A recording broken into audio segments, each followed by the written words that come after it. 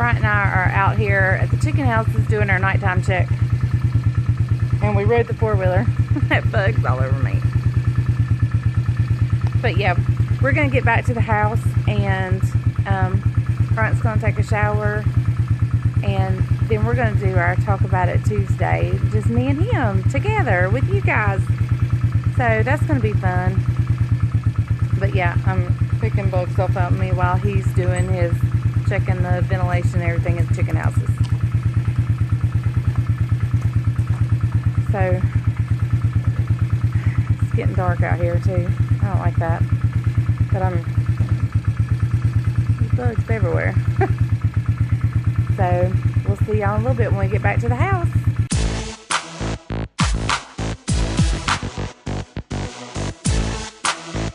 Hey y'all. Today is going to be Talk About It Tuesdays, Talk It Out Tuesdays, Talk Tuesdays. I can't remember what I named it, but that's what today is, and Bryant and I are going to do it together. I'll tell you a little bit. Well, he's taking a shower, getting ready. I'm making coffee so we can just sit down and just have a chit chat with y'all. Today was very productive for Bryant. He got a lot accomplished. We got an old leaky hot water heater tore out, a new one put in. The floor that had rotted underneath it, some friends came and tore it out, and they replaced it. He got some mowing and bush hogging and weed eating. Okay, he got a lot accomplished. Me, not so much. And it doesn't look like it's going to get any better. I didn't get a lot accomplished because we didn't have a hot water heater. And Isaac was supposed to walk the chickens, and he did this morning. But I had planned, since I didn't get everything done today, for him to walk them in the morning. That way I can get up and get busy doing my stuff. But he's traveling again. He went to the beach with his buddy. And he has traveled all summer long, and I am just about sick of it. Sick of it. Because in the summer, when he's here, that's when I plan to get some stuff done, some deep cleaning and stuff. And I ain't got the first thing done. Not the first thing. And then today, I didn't even get my cleaning done, my normal cleaning. Because I didn't have hot water. And anyway, it was just a big ordeal. And then they were coming in so nasty. So, I guess I'll get up in the morning and walk the chickens and try to get it done. But I got to run to the store tomorrow. And I'll tell you about that. That'll be a little bit on Ministry Mondays, because we're going to be making pillowcase dresses. So I'll tell you a little bit more about that on another video. So we're just waiting on Bryant to get dressed, and he's right there, but I don't think he want me to show y'all to him or whatever. Show him to y'all. So as soon as he gets dressed, we'll do our video. Hey y'all, it is Leslie with the Farm and Pastor's Wife here with none other Bryant. And it is, I can't remember what I named it. Whether it was Talk About It Tuesdays or Talk It Out Tuesdays. It's something about Talking Tuesdays. So I thought we would talk about something that we talk about doing, but we don't necessarily agree with each other on. But he is the head of the house, and I'll do what he says. But we're going to talk about, in one of my videos the other day, I said Bryant and I went and looked at a house for a rental property. Because he was wanting to have a rental property. We've actually, in a previous time in our marriage, had 3 at one time. And one of them being this house, this brick rancher that I grew up in. When we moved to Tobaccoville, I knew I wasn't going to sell it, so we rented it out. And then also I have a mobile home back here that I started living life in as a young adult, and we rented it out. We rented it out as well. And then in Tobaccoville, we also had one. We have since sold that one. We've moved back into my home place, our home now. And we rent my original mobile home out. That's the only one we have now. Why do you want a rental property? And he wants more than one. My goal in the next 10 years is to have 10 rental properties total. And the reason is after they're paid for, it will create a good residual cash flow for us during our retirement years. And once they're paid for, the only thing that you have as far as expenses is property taxes, maintenance, and any repairs in between tenants. And so therefore there's the potential for us to create between a $5,000 and $6,000 monthly cash flow in our retirement years. And also too, it creates some capital that we can pass down to the children as inheritance. Okay, and let me tell you what, I totally get that and agree with that and am gung-ho for that. Where my reservations come in is our life is so busy now. We don't have time to really take care of the place we have. I know, like today, he worked all day long, and he just now, what time is it? 9:15. 9:15. He just came in the house just a few minutes ago.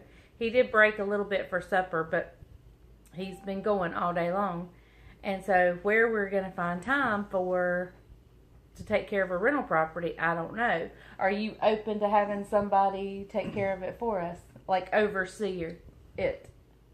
Potentially, it just depends on what the fees will be and things like that. But she forgets that when we had the 3 rental properties at one time, it was very minimal oversight, except for the times where there were turnover of tenants. And when there's a turnover of tenant, it takes you about a week or 2 weeks to come in, clean it up, paint, refresh some of the floors and things like that, and get it ready to re-rent again. In some cases, she forgets that we didn't have to do that. She forgets. Why are you talking like I'm not here? Yes, she forgets. And there's many times that we would forego a deposit in order for the people to come in and to clean up. Some people doesn't mind doing a little sweat equity, and that works really well occasionally as well. That's true.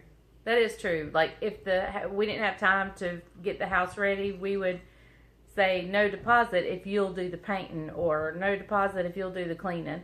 And so that is true. What about I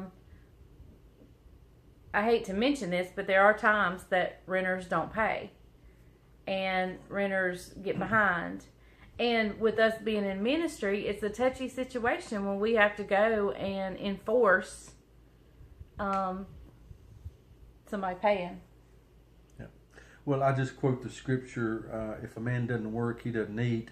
And then I turn to the chapter of Bryant and tell them, if you don't pay rent, you have no place to live. And so, no, he doesn't. Yeah. Don't let him fool you. He does not. And so, therefore, no, we're very lenient. We try to give people multiple chances time and time again. Most of our rental properties have been ministries. What she means is a lot of time we forgive some of the debt and back rent, and in order not to cause heartaches and challenges like that.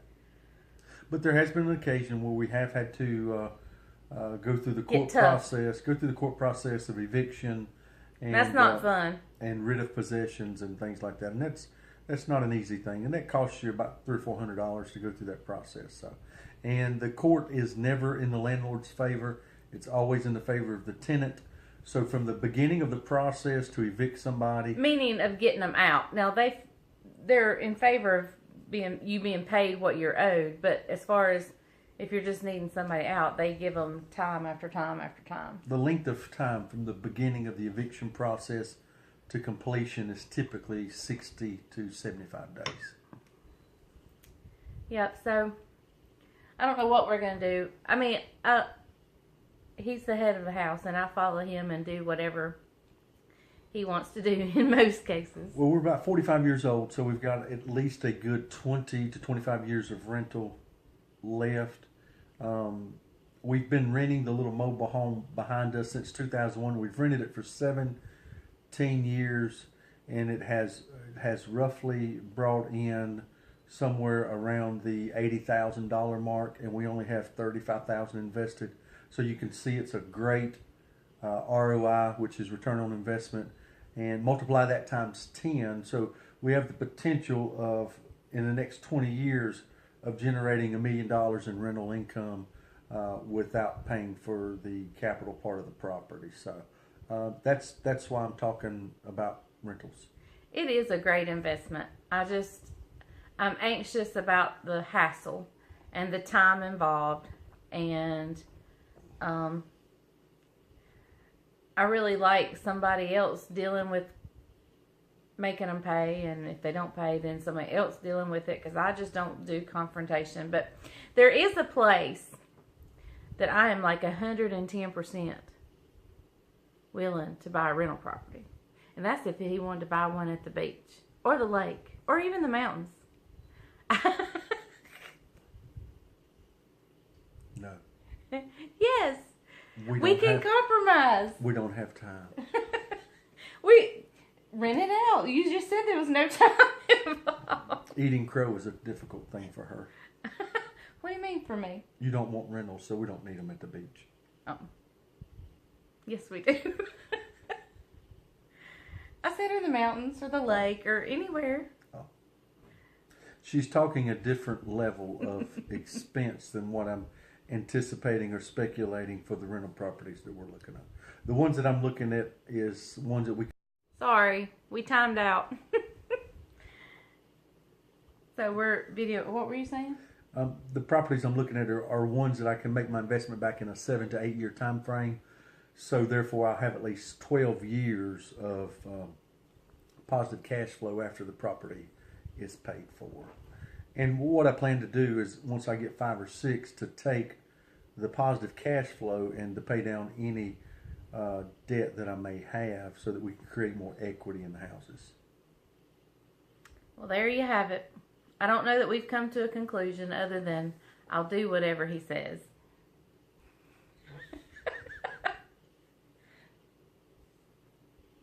Anyway, thank you for joining us. Have a blessed night. You didn't want to say anything back? That I'm a good wife? Or She's a wonderful wife. She is. She compromises very well. And I'm still going to push for the compromise on the beach house rental property. So We'll investigate it. well, that's a plus. See y'all guys later. Have a good night. Thank you for watching the Farm and Pastures.